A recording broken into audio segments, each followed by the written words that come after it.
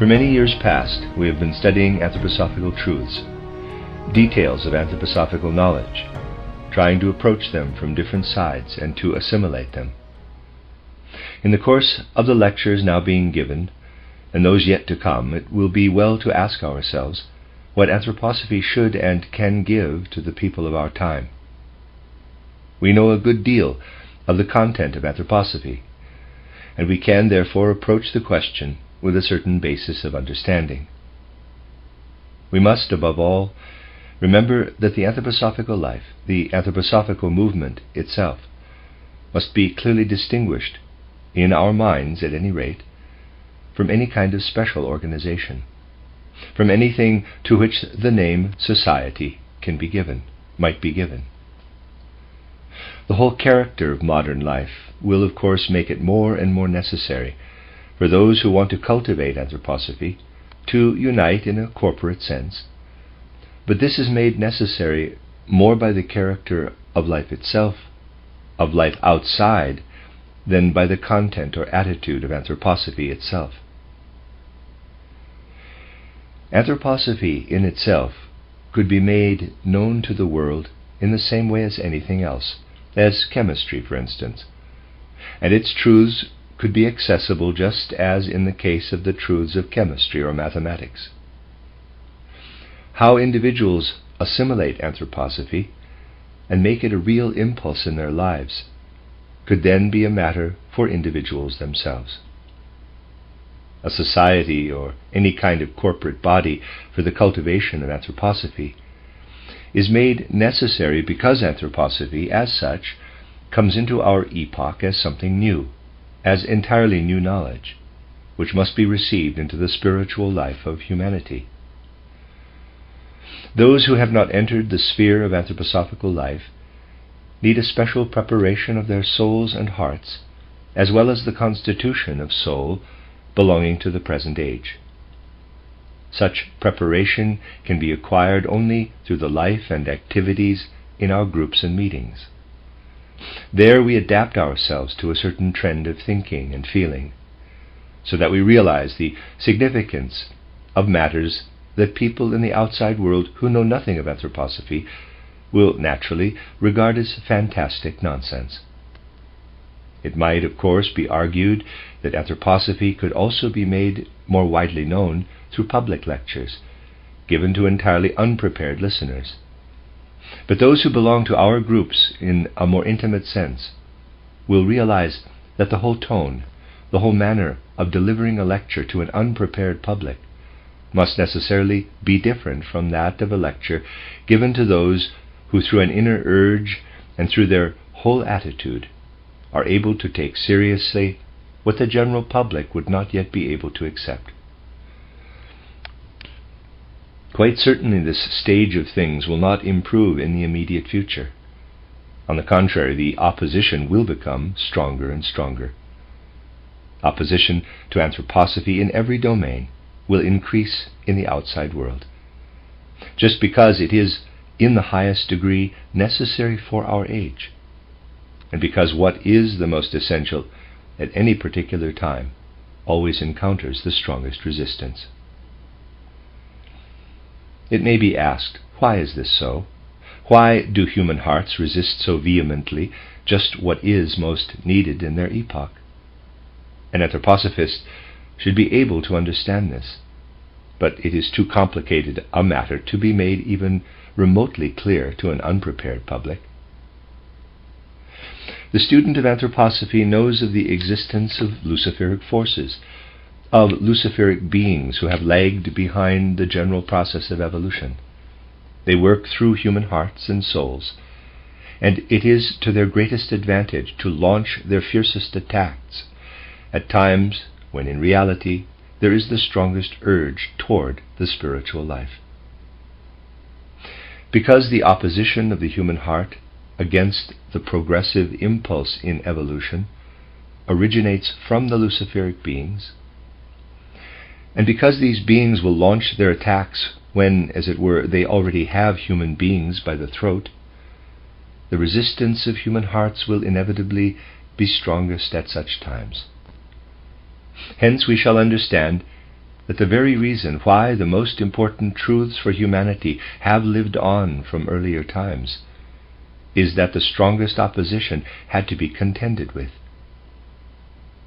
Anything that differs only slightly from what is customary in the world will rarely encounter fierce opposition. But what comes into the world because humanity has long been thirsting for but has not received it will evoke violent attacks from the Luciferic forces. Therefore, in quotes, society is really nothing more than a rampart against this understandable attitude of the outside world. Footnote: it must be remembered that this lecture was given in 1912, and that at the Christmas meeting of 1923 in Dornach, when Rudolf Steiner became its president, the Anthroposophical Society was given a new foundation and constitution. End of footnote. Some form of association is necessary within the framework of which these things can be presented, with the feeling that in those to whom one speaks or with whom one is in contact, there will be a certain measure of understanding, whereas others who have no link with such an association are oblivious of it all. Everyone believes that what is given out in public is their own concern, and that they have to pass judgment upon it. They are instigated, of course, by the Luciferic forces. From this we realize that it is indeed necessary to promulgate anthroposophy, and that anthroposophy is bringing something essential into our age, something that is longed for by the present thirst and hunger for spiritual nourishment, and whatever the circumstances, will come in some form or other, for the spiritual powers who have dedicated themselves to the goals of evolution see to it that this shall happen.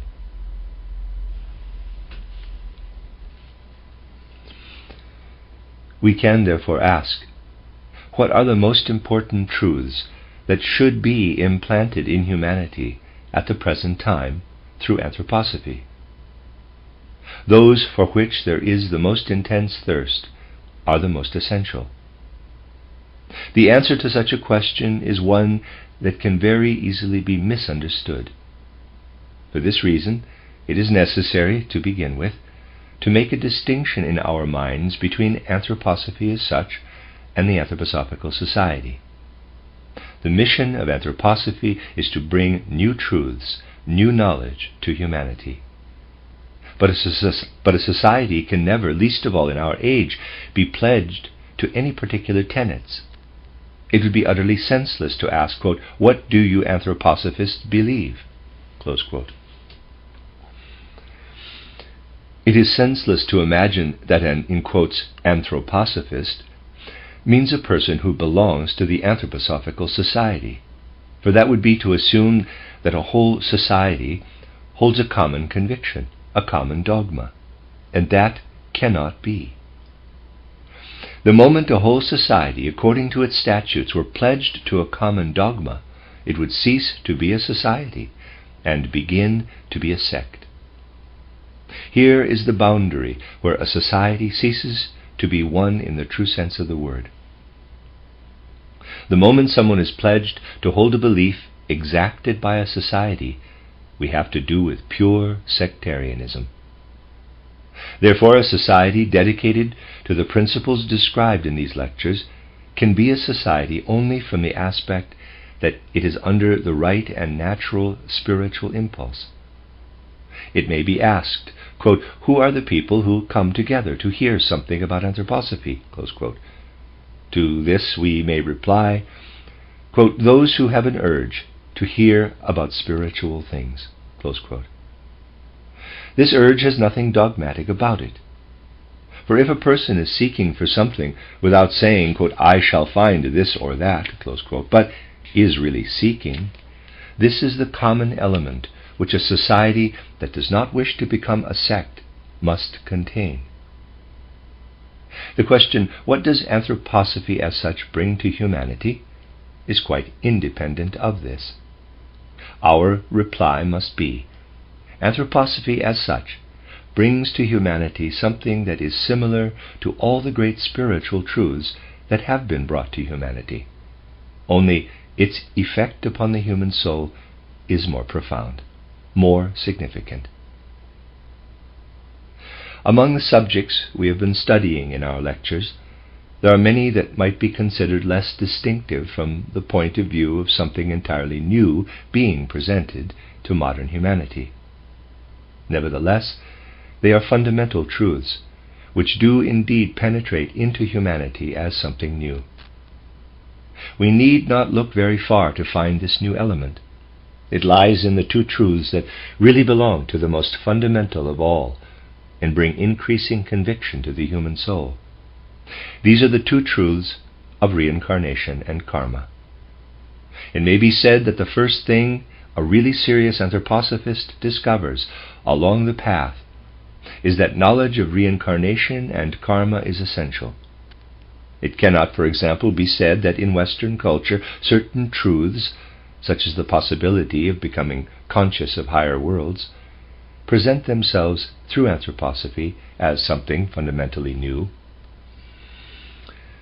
Everyone who has some knowledge of the development of Western thought knows of mystics such as Jakob Böhme or Swedenborg or the whole Jakob Böhme school, and they know too, although there has been much argument to the contrary, that it has always been considered possible for a human being to rise from the ordinary sense world to higher worlds. This then is not the element that is fundamentally new, and the same applies to other matters.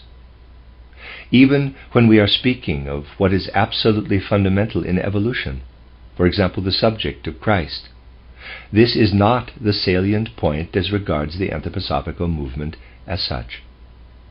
The essential point is the form which the subject of Christ assumes when reincarnation and karma are received as truths into human hearts.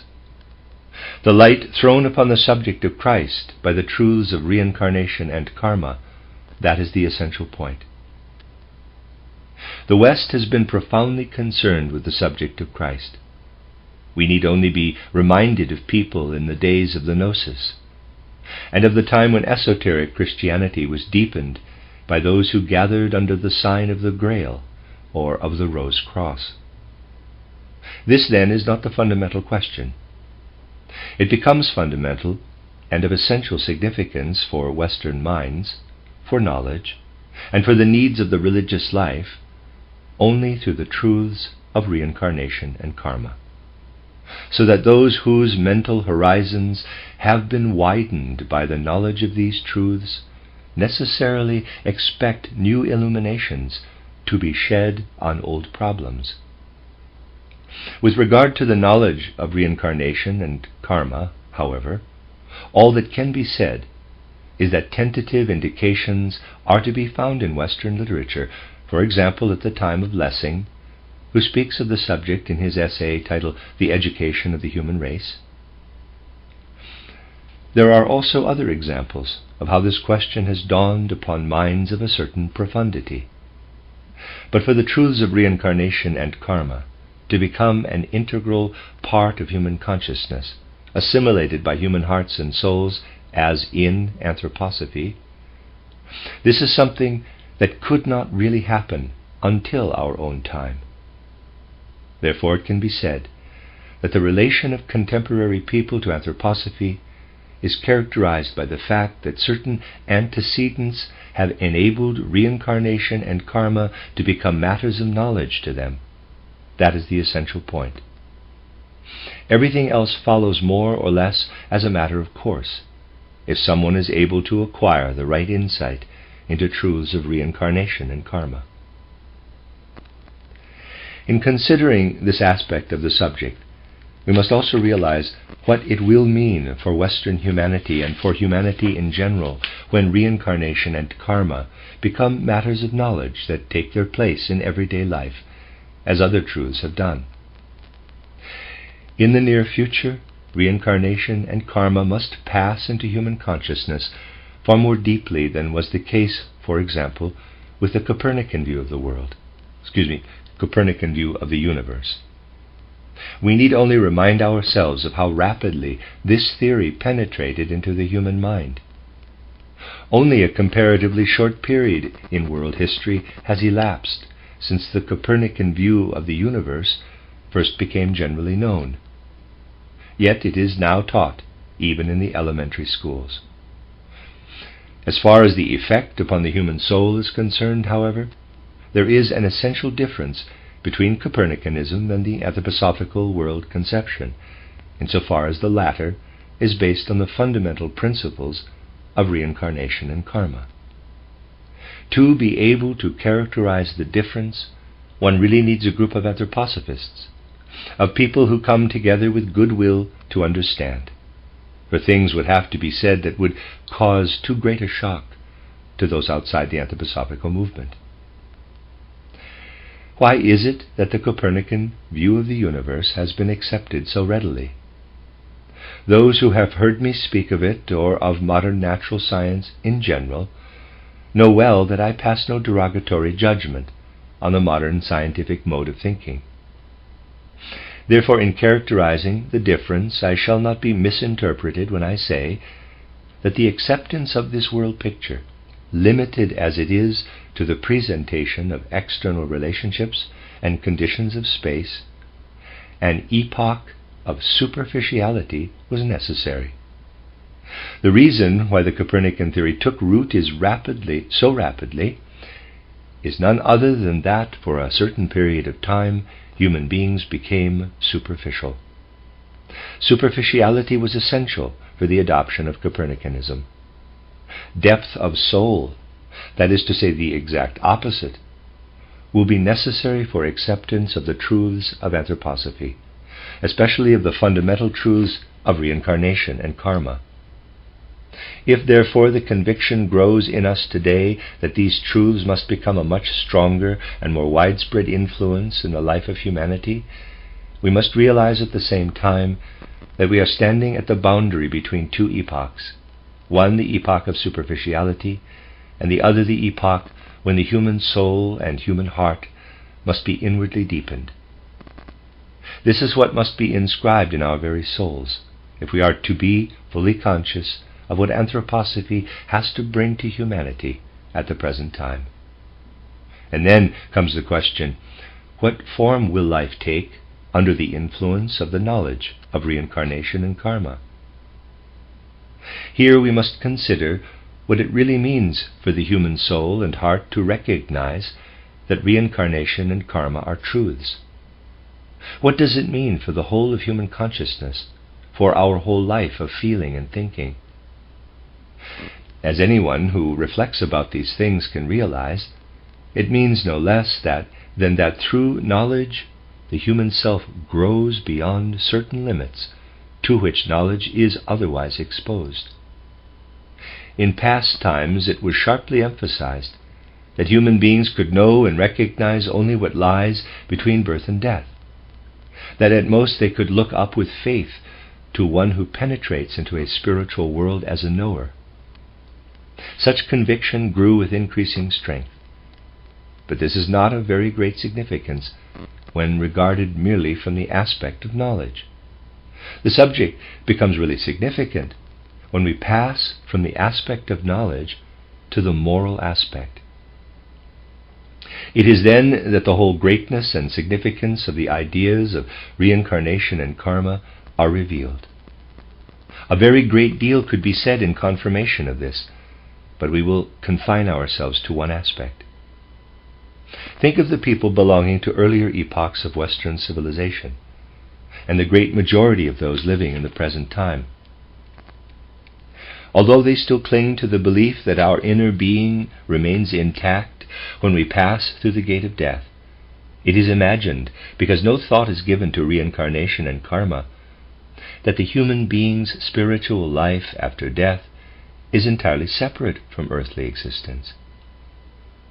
Apart from exceptional phenomena to which credence is given by those with spiritualistic leanings, when the dead are alleged to be working into this world, the current idea is that whatever takes place when someone has passed through the gate of death, be it punishment or reward, is remote from the earth as such, and that the further course of a person's life lies in a quite different sphere, a sphere beyond the earth.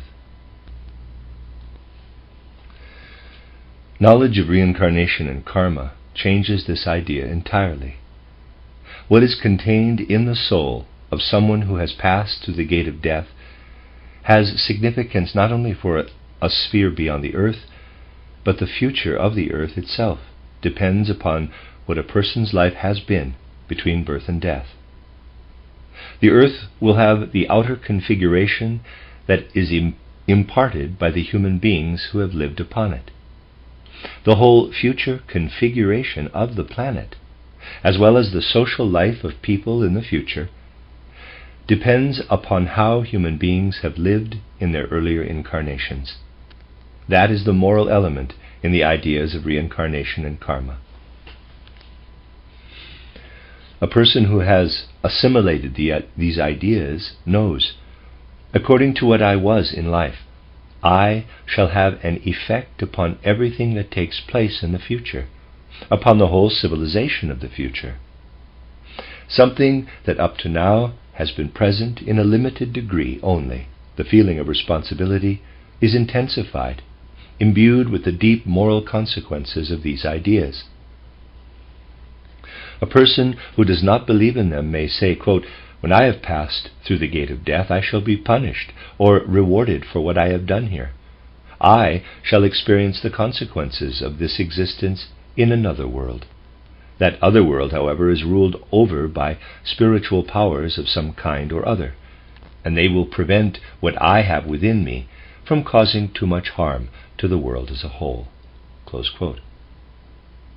A person who realizes that the ideas of reincarnation and karma are based upon reality will no longer speak like this, knowing that human lives will be shaped according to what they have been in earlier incarnations.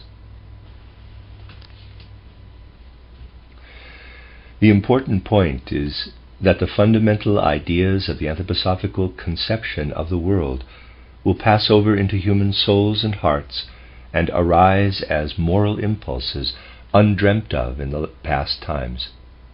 The feeling of responsibility will be intensified to a degree that was formerly impossible, and other moral insights will necessarily follow.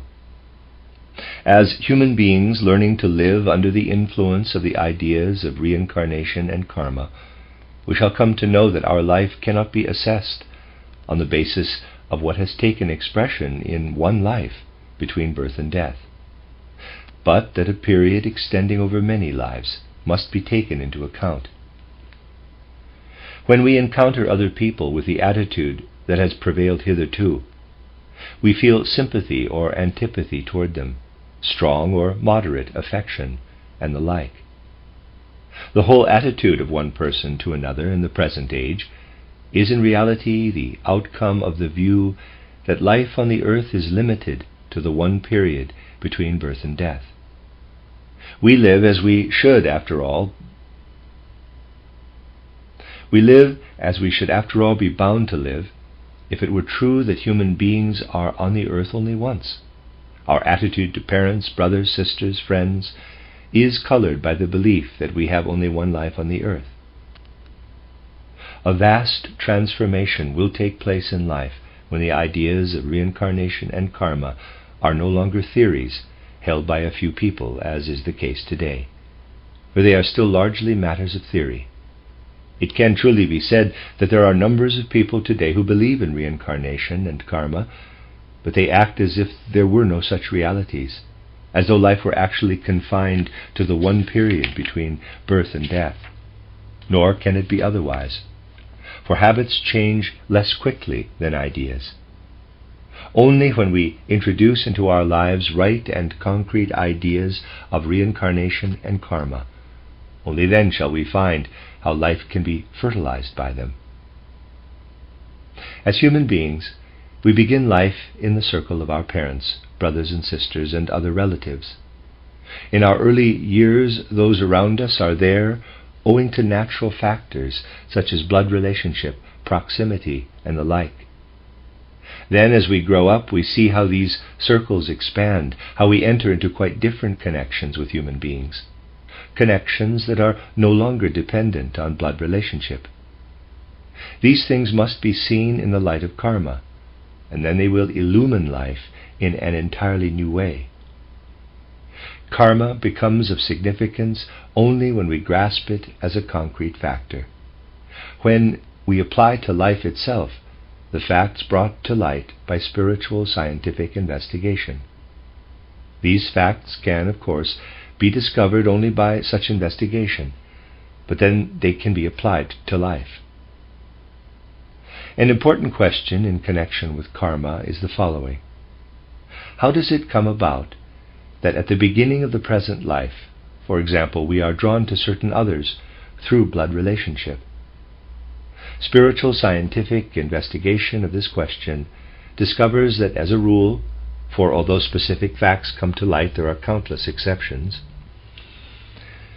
the human beings with whom we come to be associated involuntarily at the beginning of our life were close to us in a former life.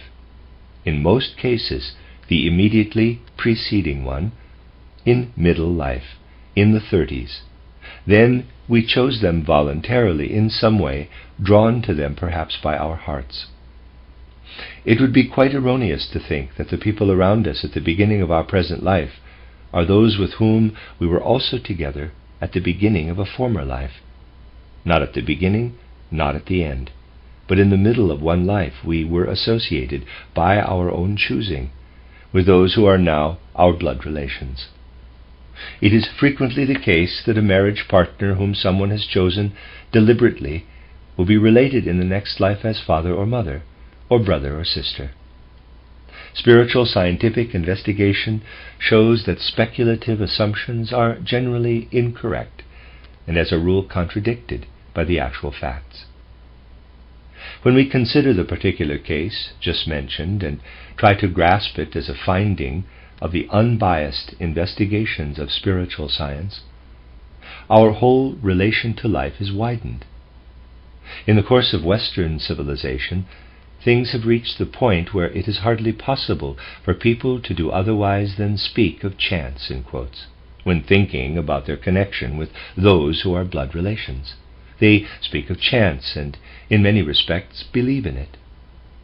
How indeed could they believe in anything else if life is thought to be limited to one period only, between birth and death? As far as the one life is concerned, they will of course admit responsibility for the consequences of what was brought about.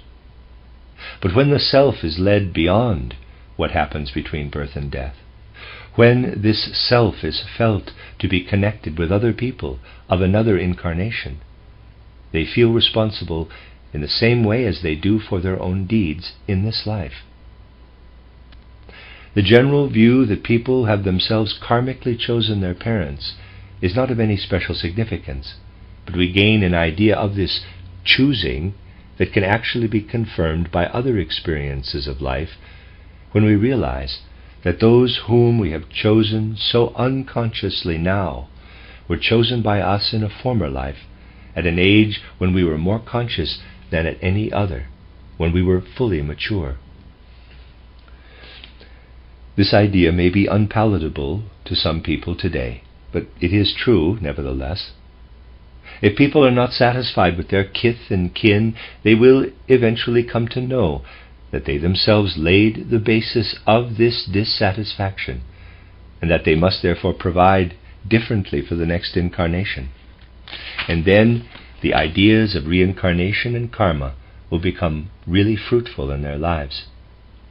The point is that these ideas are not there for the sake of satisfying curiosity or the like, but for the sake of our progress. When we know how family connections are formed, the ideas of reincarnation and karma will widen and enhance our feeling of responsibility. The forces that bring down an individual human being into a family must obviously be strong, but they cannot be strong in the person now incarnated, for they cannot have much to do with the world into which that individual has actually descended. Is it not comprehensible that the forces working in the deepest depths of the soul must stem from the past life, when the individual brought about the connections by the strong impulse of friendship, of, quote, conscious love, close quote, if it may be called so. Conscious forces prevailing in one life work as unconscious forces in the next. What happens more or less unconsciously is explained by this thought. It is most important, of course, that the facts should not be clouded by illusions. Moreover, the findings of genuine investigation almost invariably upset speculations. The logic of the facts cannot be discovered until afterward, and nobody should allow themselves to be guided by speculation, for that will never bring them to the right vantage point. They will always arrive at a point of view which is characteristic of a conversation of which I have already spoken. In a town in South Germany, a theologian once said to me, quote, "I have read your books and have really realized that they are entirely logical. So the thought has occurred to me that because they are so logical, their author may perhaps have arrived at their content through pure logic." Close quote. So if I had taken pains to write a little less logically, I should presumably have gone up in the estimation of that theologian, because he would then have realized that the facts presented were not discovered through pure logic. Anyone, however, who studies the writings thoroughly will perceive that the contents were put into the form of logic afterward, but were not discovered through logic. I, at any rate, could have done no such thing, of that I assure you. Perhaps others might have been capable of it. Regarded in this way, these things bring home to us the deep significance of the idea that the most important impulses proceeding from anthroposophy must necessarily be moral impulses. Emphasis has been laid today upon the feeling of responsibility. In the same way we might speak of love, of compassion, and the like, all of which present different aspects in the light of the ideas of reincarnation and karma. That is why through the years it has been considered of such importance, even in public lectures, always to relate anthroposophy to life, to the most immediate phenomena of life. We have spoken of, quote, the mission of anger, close quote, of, in quotes, conscience, of, in quotes, prayer, of the different ages in the life of the human being, approaching all these things in the light in which they must be approached, if we assume that the ideas of reincarnation and karma are true. Footnote, see the book Metamorphoses of the Soul. End of footnote. The transforming power of these ideas in life has thus been brought home to us. In reality, the main part of our studies has been to consider the effect of these fundamental ideas upon life. Even if it is not always possible in abstract words to convey the significance of reincarnation and karma for the heart, for conscience, for the character, for prayer, in such a way that we are able to say, if we accept the ideas of reincarnation and karma, it follows that, nevertheless, all our studies are illumined by them. The important thing for the immediate future is that everything, not only the science of the soul, but the other sciences too, shall be influenced by these ideas. If you study a human being, such as the last public one, if you study a lecture such as the last public one on, quote, death in the human being, animal and plant, close quote, you will see that it was a matter of showing how people will learn to think of death in plant, animal, and the human being when they discern in themselves that which stretches beyond the single human life. It was made clear that the self is different in each case. In the human being there is an individual ego. In the animal there is a group soul. And in the plant we have to do with part of the whole planetary soul. In the case of the plant, what we see outwardly as dying and budding is to be conceived of simply as a process of falling asleep and waking. In the animal there is again a difference. Here we find a certain degree of resemblance to the human being, inasmuch as in a single incarnation a self comes into some kind of evidence. But in humans alone, who themselves bring about their incarnation, we realize that death is the guarantee of immortality, and that the word death can be used in this sense only in the case of the human being. In using the word death in the general sense, therefore, it must be emphasized that dying has a different signification according to whether we are speaking of the human being or animal or plant. When anthroposophists are able to accept the ideas of reincarnation and karma in the form in which we must present them, as distinct from earlier conceptions, such as are found, for example, in Buddhism, their studies will lead them quite naturally to other things. That is why our work has been mainly devoted to studying what effect the ideas of reincarnation and karma can have upon the whole of human life. In this connection, it is obvious that the work of any anthroposophical association or society must be in conformity with the mission of anthroposophy. It is therefore understandable that when we speak about questions that may seem to those outside anthroposophy to be the most important, the fundamental truths, are the basis upon which we speak of matters closely concerning every human Western soul. It is quite conceivable that some people might accept from anthroposophy those things that have been described today as fundamentally new, and not concern themselves at all with any of the differences between the various religions. For the science of comparative religion is by no means an essential feature of modern spiritual science. A great deal of research is devoted to the subject of comparative religion today, and in comparison with it, the studies pursued in certain societies connected with spiritual science are by no means the more profound. The point of real importance is that in anthroposophy all these things shall be illumined by the ideas of reincarnation and karma. In another connection, still, the feeling of responsibility will be essentially enhanced under the influence of these ideas. If we consider what has been said today about blood relationship and companions once freely chosen by ourselves, a certain antithesis comes into evidence. What in one life is the most inward and intimate impulse is in the next life the most outwardly manifest. When in one incarnation our deepest feelings of affection go out to certain human beings, we are preparing an outer relationship for another incarnation, a blood relationship maybe. The same principle applies in another sphere. The way in which we think about some matter that may seem to us devoid of reality in one incarnation will be the most determinative factor in the impulses of the next.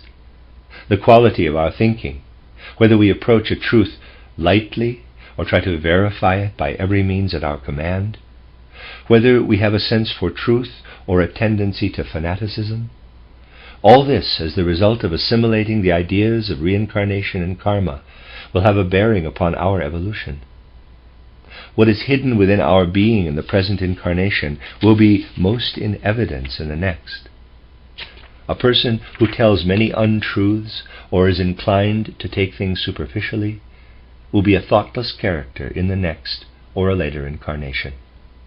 For what we think, how we think, what attitude we have to truth, in other words, what we are inwardly in this incarnation, will be the standard of our conduct in the next. If, for example, in this incarnation we too hastily form a derogatory judgment of someone, who, if really put to the test, might prove to be a good or even a moderately good person, and we carry this thought through life, we shall become unbearable, quarrelsome people in the next incarnation. Here is another illustration of the importance of widening and intensifying the moral element in the soul. It is very important that special attention should be paid to these things, and that we should realize the significance of taking into our very soul what is really new, together with everything else that with the ideas of reincarnation and karma penetrates as a revitalizing impulse into the spiritual development of the present age. My aim has been to bring home to you the importance of reflecting upon what constitutes the fundamentally new element in anthroposophy. This, of course, does not mean that an anthroposophical society is one that believes in reincarnation and karma. It means that just as an age was once ready to receive the Copernican theory of the universe, so is our own age ready for the ideas of reincarnation and karma to be brought into the general consciousness of humanity. And what is destined to happen in the course of evolution will happen, no matter what powers rise up against it. When reincarnation and karma are truly understood, everything else follows of itself in the light of these truths. It is certainly useful to have considered the fundamental distinction between those who are interested in anthroposophy and those who oppose it. The distinction does not really lie in the acceptance of a higher world, but in the way thoughts and conceptions change in the light of the ideas of reincarnation and karma. And so today we have been studying something that may be regarded as the essential kernel of anthroposophical thought.